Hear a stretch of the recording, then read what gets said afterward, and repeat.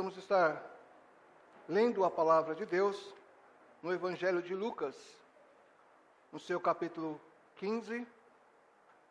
Estaremos fazendo a leitura no seu versículo 11 ao versículo 24. Evangelho de Lucas, capítulo 15, versículos 11 a 24. Nos diz assim a palavra do nosso Deus. Continuou: certo homem tinha 2 filhos. O mais moço dele disse ao pai: Pai, dai-me a parte dos bens que me cabem. E ele lhes repartiu os haveres.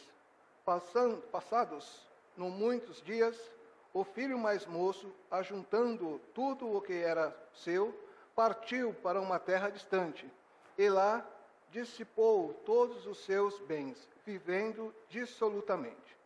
Depois de ter consumido tudo, sobreveio àquele país uma grande fome, e ele começou a passar necessidades. Então ele foi e se agregou a um dos cidadãos daquela terra, e este o mandou para o seu campo, a guardar porcos. Ali desejava ele fartar-se das alfarrobas que os porcos comiam, mas ninguém lhe dava nada. Então, caindo em si, disse: Quantos trabalhadores de meu pai têm pão com fartura, e eu aqui morro de fome? Levantar-me-ei, e irei ter com meu pai, e lhe direi: Pai, pequei contra os céus e diante de ti. Já não sou digno de ser chamado teu filho. Trata-me como um dos teus trabalhadores. E, levantando-se, foi para o seu pai. Vinha ele ainda longe, quando seu pai o avistou, e, compadecido dele, correndo, o abraçou e beijou. E o filho lhe disse: Pai, pequei contra o céu e diante de ti. Já não sou digno de ser chamado teu filho. O pai, porém, disse aos seus servos: Trazei depressa a melhor roupa, vestiu, pondo-lhe um anel no dedo e sandália nos pés. Trazei também e matai o novilho cevado. Comamos e regozijemo-nos, porque este meu filho estava morto e reviveu, estava perdido e foi achado. E começaram a regozijar-se.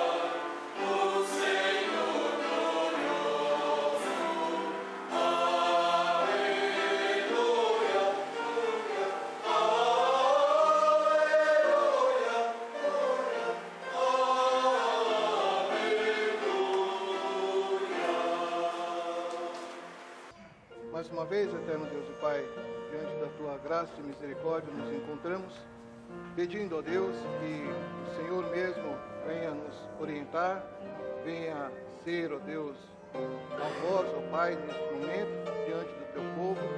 Dá-nos, ó Deus, o Teu Espírito Santo, para que assim, ó Pai, possamos lembrar dos nossos afazeres, dos nossos estudos, e assim o Senhor Deus seja glorificado nesta noite. Também, ó Deus, ao Teu povo, que o Pai possa estar preparados para ouvir a Tua palavra, que seja, ó Deus, uma palavra de conforto, uma palavra de encorajamento, uma palavra, ó Pai, que leve a Tua seara, ó Deus, a novo rumo, ó Deus, de evangelização, de glorificação ao Teu nome. Nós te agradecemos em Cristo Jesus com o perdão dos nossos pecados. Amém, Senhor. Algumas frases que ainda são mencionadas nos meios acadêmicos no século XXI como uma eterna procura de um significado maior para a existência humana. Na ciência e em toda a roda dos grandes pensadores, estudiosos da ciência moderna, que não temem a Deus, existe uma grande interrogação. Quem somos? De onde viemos? E para onde vamos? Fomos criados por Deus? Será que existe mesmo um ser superior que comanda tudo? Mas onde está Deus? Pois vivemos sempre em calamidades daqui, dali. Estamos passando por um sistema evolutivo de uma outra espécie, em meios aos turbilhões e situações adversas que a humanidade vive, e um imenso tsunami de desgraças naturais e as próprias desgraças que o homem contribui ao caos, nós vemos um contrário da palavra de Deus, que diz as teorias da evolução sobre o homem é um ser criado por Deus, na sua glória e poder, majestade, e o próprio Deus tem o seu propósito para a existência da sua criação na face da terra, que Ele mesmo criou. No princípio, no primeiro livro do Pentateuco, o livro de Gênesis, em seus primeiros capítulos e versículos, tem nos mostrado o agir de Deus em glória e poder. No princípio, criou Deus. Na eternidade, criou Deus todos os dias de nossa vida. No auge da sua criação, Deus criou o homem, à sua imagem.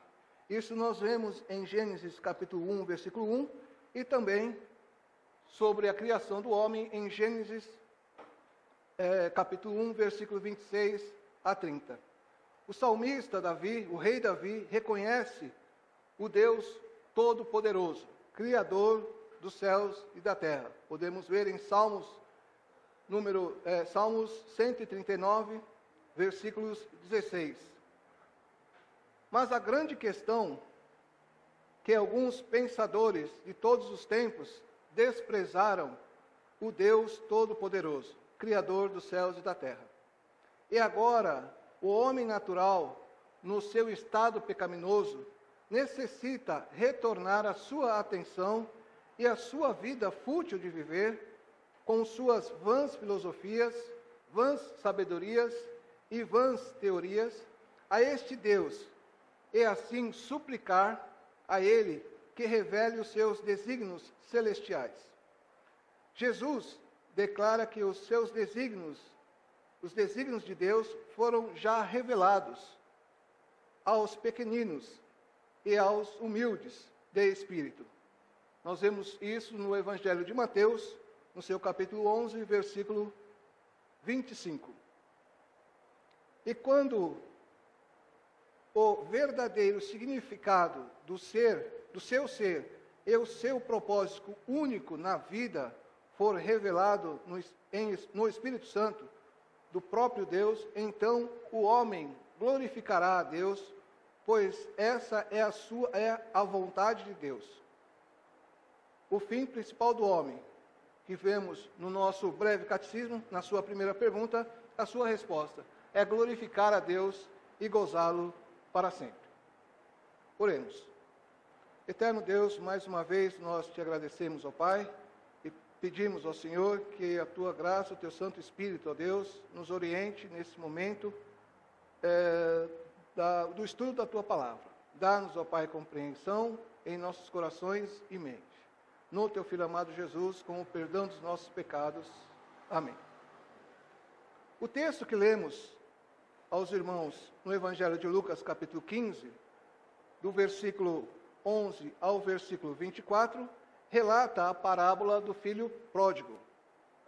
Esta parábola é a última de um conjunto de 3 parábolas que nos ensina sobre a perda da comunhão com Deus, a queda do homem e o seu estado pecaminoso, o amor de Deus para com os seus filhos, aqueles que creem no seu nome, e a redenção somente em Jesus Cristo. Na parábola anterior, a parábola da ovelha perdida, nós vemos também este ensinamento. O pastor, o bom pastor, que conhece as suas ovelhas e as chama pelo seu nome, no final de um dia, ele se encontra no campo, contando as suas ovelhas, chamando as suas ovelhas para o aprisco, e lá ele sente a falta de uma das suas ovelhas. E ele guarda todas as suas ovelhas, as 99, no seu aprisco, com segurança, e parte para encontrar a ovelha perdida. E quando ele encontra essa ovelha, ele traz no seu braço, regozijando pela felicidade de tê-la encontrado. E quando chega ao seu rebanho, ele convida os seus amigos pastores para juntos regozijar pela graça de ter encontrado a sua ovelha. E também nós vemos a outra parábola, onde vemos a dracma perdida. Nós vemos lá que a mulher, ela se empenha em achar a sua moeda. Nós vemos que ela acende a candeia, ela varre a sua casa diligentemente até encontrar a sua dracma perdida. E também nós vemos que quando ela acha essa dracma perdida, ela reúne as suas vizinhas e juntos glorificam, se regozijam para assim reconhecer que Deus a abençoou, trazendo novamente o seu bem que ela tinha perdido. Jesus profere essas parábolas após ser interrogado pelos fariseus e os líderes religiosos, os judaizantes de sua época. E esses juízes e líderes religiosos estavam acusando Jesus por ter recebido e compartilhado as suas refeições com os pecadores. Este momento de ensino da palavra de Deus, aqui relatado, nos mostra a necessidade de todo homem natural retornar a Deus e suplicar a Ele que lhe abra o coração e o entendimento para entender o propósito final do plano redentor de Deus na vida da sua criação. Acompanhe-nos a leitura da palavra de Deus, que se encontra em 1 Coríntios, no seu capítulo 2, a carta de Paulo aos Coríntios, no seu capítulo 2, no verso de número 14. Ora, o homem natural não aceita as coisas do Espírito de Deus, porque eles são loucuras, e não podem entendê-las, porque elas se discernem espiritualmente. Então, para que a resposta do homem natural sobre esta pergunta de quem somos, de onde viemos e para onde vamos, só vai ser respondida diante do Espírito de Deus que nos revela a vontade do nosso Deus e Pai. 3 verdades nós temos no plano da redenção de Deus, apresentados à humanidade. Há outros, mas nós gostaríamos nesta noite estar estudando pelo menos 3 pontos do plano redentor de Deus, aplicar e depois aplicá-lo nesta parábola do filho pródigo. E assim entendê-las em uma conclusão prática para a nossa vida. Em primeiro lugar, Deus nos amou. No Evangelho de João, no seu capítulo 3, no seu versículo 16 ao versículo 19, peço que os irmãos nos acompanhem na leitura da palavra de Deus. Evangelho de João, capítulo 3, versículo 16 ao versículo 19. Nós vamos estar vendo ali João relatando pelo amor de Deus tem para cada um dos seus filhos. Nos diz assim a palavra do nosso Deus: porque Deus amou o mundo de tal maneira e deu o seu Filho unigênito, para que todo o que nele crê não pereça, mas tenha a vida eterna. Um amor que não pode ser comparado, pois quem é o homem para comparar ou para entender os desígnios de Deus? Salomão, em toda a sua sabedoria, não pôde compreender os desígnios de Deus. E podemos ver isso no relato de Eclesiastes, no livro de Eclesiastes, no seu capítulo 8, estaremos lendo versículo 16 e versículo 17. Nos diz assim a palavra do nosso Deus: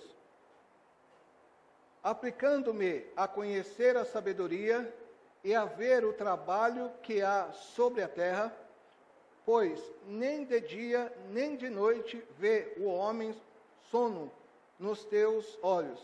Então contemplei toda a obra de Deus e vi que o homem não pode compreender a obra que faz debaixo do sol. Por mais que trabalhe o homem para a descobrir, não a entenderá. E ainda que diga o sábio que a virá a conhecer, não, nem por isso a poderá achar. Então nós vemos que, por mais que o homem natural venha buscar sabedoria e entendimento em suas vãs teorias, sabedorias, somente o Espírito de Deus há de nos revelar a vontade de Deus aos seus filhos. O amor verdadeiro de Deus, o amor sacrificial de Deus e o amor da graça redentora de Deus. Em segundo lugar, da graça redentora de Deus, a nós pecadores, Deus, Ele é juiz e justiça.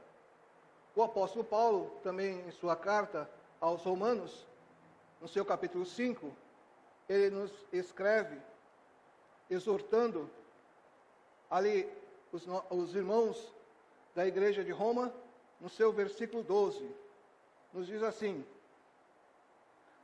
porquanto, assim como por um só homem entrou o pecado no mundo, e pelo pecado a morte, assim também a morte passou a todos os homens, porque todos pecaram.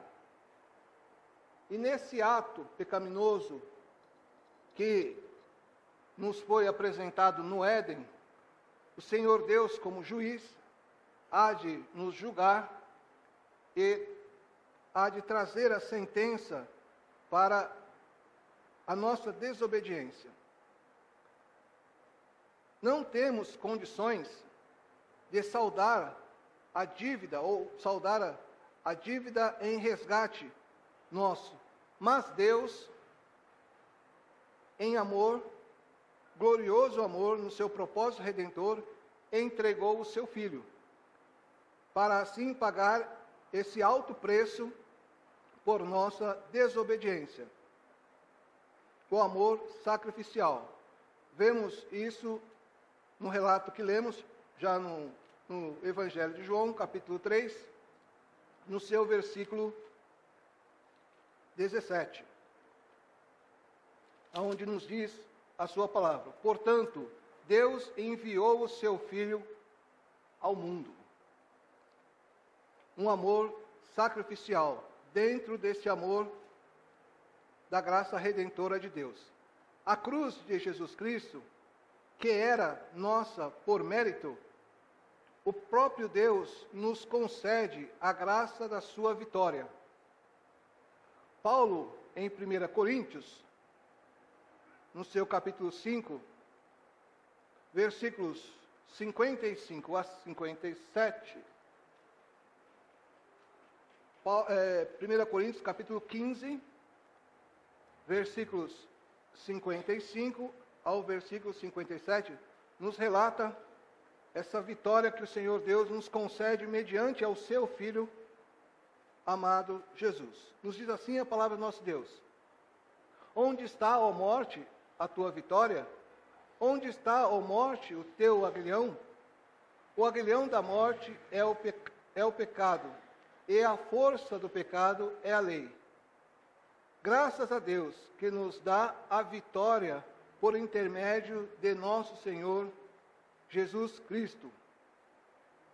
Porquanto, meus amados irmãos, sede firmes, inabaláveis e sempre abundante na obra do Senhor, sabendo que o Senhor, o vosso trabalho, não é vão.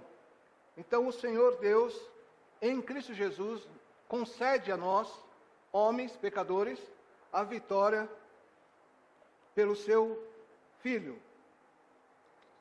E Ele também é justiça.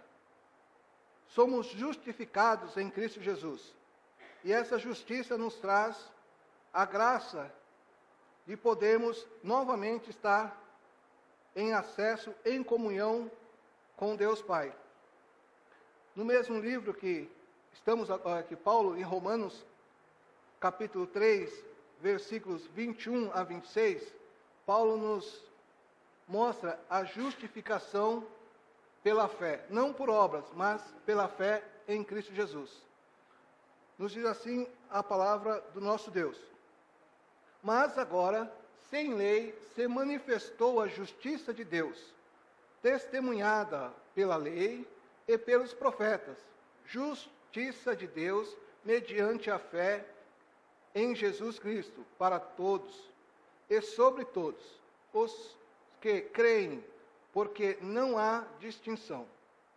Pois todos pecaram e carecem da glória de Deus, sendo justificados gratuitamente por sua graça, mediante a redenção que há em Cristo Jesus, a quem Deus propôs no seu sangue como propiciação mediante a fé, para manifestar a sua justiça, por ter Deus, na sua tolerância, deixado impune os pecados anteriormente cometidos, tendo em vista a manifestação da sua justiça no tempo presente, para Ele mesmo ser justo e justificador daqueles que têm fé em Jesus Cristo. Então, este amor sacrificial nos concede esta justificação. Em Deus, em Cristo Jesus, nós somos justificados, somos aceitos novamente por Ele. E em terceiro lugar, a graça redentora. em Jesus Cristo. Efésios, no seu capítulo 2, seu versículo 4 ao versículo 8, Paulo ali traz à memória aqueles irmãos a palavra da graça redentora de Deus. Efésios capítulo 2, versículo 4 ao versículo 8. Nos diz assim a palavra do nosso Deus. Mas Deus, sendo rico em misericórdia, por causa do grande amor com que nos amou, e estando nós mortos em nossos delitos, nos deu vida juntamente com Cristo. Pela graça sois salvos. E juntamente com Ele nos ressuscitou e nos fez assentar nos lugares celestiais em Cristo Jesus, para mostrar nos séculos vindouros a suprema riqueza da sua glória, em bondade para conosco, em Cristo Jesus.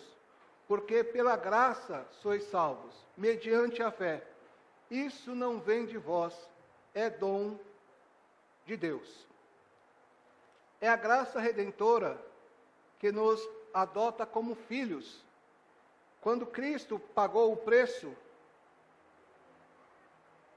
que o próprio Deus exigiu para que assim pudéssemos ter novamente esta comunhão com Deus, este ato redentor nos concedeu o acesso novamente ao Pai como a filhos. Romanos capítulo 8, no seu versículo 14 a 17, Paulo nos exorta esta palavra de Deus. Nos diz assim a palavra do nosso Deus. Pois todos os que são guiados pelo Espírito de Deus são filhos de Deus. Porque não recebestes o espírito de escravidão, para viverdes outra vez atemorizados, mas recebestes o espírito de adoção, baseados no qual clamamos, Abba, Pai. O próprio Espírito testifica com o nosso espírito que somos filhos de Deus. Ora, se somos filhos, somos também herdeiros. Herdeiros de Deus e co-herdeiros com Cristo. Se com Ele sofremos, também com Ele seremos glorificados. Então nós vemos também esse ato da graça redentora de Deus, que concede a nós o privilégio de sermos adotados por Deus. E assim recebemos de Deus também a graça e a misericórdia de nos assentarmos junto de Deus Pai. Essa graça redentora também é a nossa propiciação. Como vimos no Antigo Testamento, na arca, a tampa da arca, o propiciatório, onde Deus estava ali tabernaculando com o seu povo, e Cristo, para nós, nos nossos dias, Ele é a nossa propiciação, aonde Deus olha para nós, mediante a seu Filho, ao sangue do seu Filho, que foi aspergido na cruz, Ele nos concede estarmos sendo habilitados, perdoados, para assim podermos glorificar e bendizer o seu nome. Ele é o caminho para Deus. Jesus, Ele é o único caminho aonde podemos nos firmar a todo o homem a chegar à casa do nosso Deus. Nós vemos em João, no seu capítulo 14, versículo 6. Jesus ali está confortando os seus discípulos e no versículo 6 ele responde. Respondeu-lhe Jesus: Eu sou o caminho, a verdade e a vida. Ninguém vem ao Pai senão por mim. no ato de Jesus ter pago o preço que o próprio Deus exigiu na graça redentora das nossas vidas, o Senhor Deus é este caminho, Jesus Cristo é este caminho, para onde nós devemos olhar e assim estarmos glorificando o nome do nosso Deus, nesse plano da graça redentora aos filhos de Deus. Algumas aplicações nós gostaríamos de agora estar trazendo dentro do plano redentor de Deus ao texto que nós lemos aos irmãos da parábola do filho pródigo. Em primeiro lugar, nós vemos a queda do filho pródigo em requerer do seu pai a parte da herança que lhe era adquirida, mas não merecida.